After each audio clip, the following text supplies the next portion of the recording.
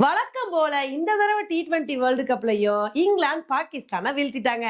இன்னைக்கு மேட்ச்ல Pakistan first batting பண்ணி 164 ரன் எடுத்தாங்க. இந்த ஸ்கோரை பார்த்தோன்னே நம்ம என்ன எதிர்பார்த்தோம் அப்படின்னா, இந்த பிச்சுக்கு இது ஒரு கரெக்டான ஸ்கோர் தான். பாகிஸ்தான் நல்ல பவுலிங் பண்ணாங்க. ஈஸியா இந்த மேட்சை வின் பண்ணிடலாம் அப்படின்னு தாங்க எதிர்பார்த்தோம். அதுக்கு தகுந்தாப்புல அஃப்ரிதி இன்னைக்கு சூப்பரா பவுலிங் போட்டாருங்க. ஃபர்ஸ்ட் பால்ல பிலிப் சால்ட்ட வந்து டக் அவுட் பண்ணிட்டாரு. அதுக்கப்புறம் அதோட நிறுத்தாம என்னோட அடுத்த ஓவர்ல விக்கெட் எடுப்பேன் அப்படின்னு சொல்லிட்டு அடுத்த ஓவர்ல பட்லரோட விக்கெட்டை தூக்கிட்டாருங்க. இடையில ஜேக்கப் பேத்தலோட கேட்சை வந்து மிஸ் பண்ணாங்க. ஆனா அதுக்கப்புறம் அவரோட விக்கெட்டை நான் எடுப்பேன் அப்படின்னு சொல்லிட்டு அப்ரிதி அவரோட அடுத்த ஓவர்ல ஜேக்கப் பேத்தலோட விக்கெட்டை வந்து எடுத்தாரு. அதுக்கப்புறம் உஸ்மான் தரிக் இருந்துட்டு நானும் என்னோட ஃபர்ஸ்ட் பால்ல விக்கெட் எடுப்பேன்னு சொல்லி பேண்டனோட விக்கெட் வந்து எடுத்தாரு. இதனால இங்கிலாந்து வந்து 58 ரன்னுக்கே 4 விக்கெட்டை இழந்து தத்தளிச்சிட்டு இருந்தாங்க.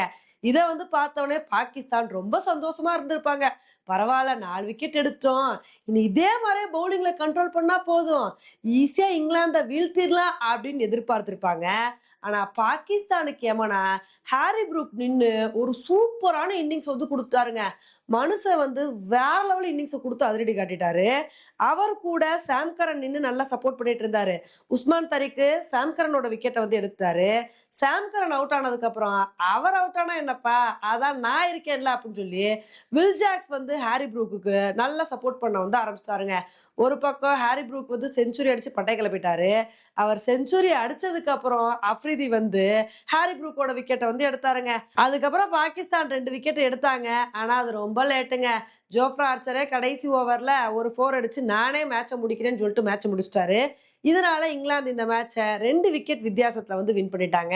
இப்ப இந்த மேட்சை வின் பண்ணது மூலமா இங்கிலாந்து வந்து செமிஃபைனலுக்கு வந்து போயிட்டாங்க.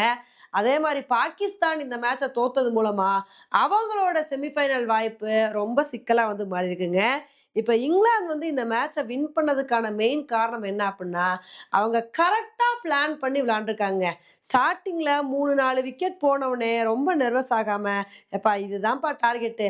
அதுக்கு தகுந்தாப்புல கரெக்டா பிளான் பண்ணி விளையாண்டா போதும். சும்மா அப்பப்ப மட்டும் பெரிய ஷாட் ஆடிட்டு, அதுக்கு தகுந்தாப்புல பிளான் பண்ணி விளையாண்டா போதும்ன்னு" சொல்லி கரெக்டா வந்து விளையாண்டுருக்காங்க.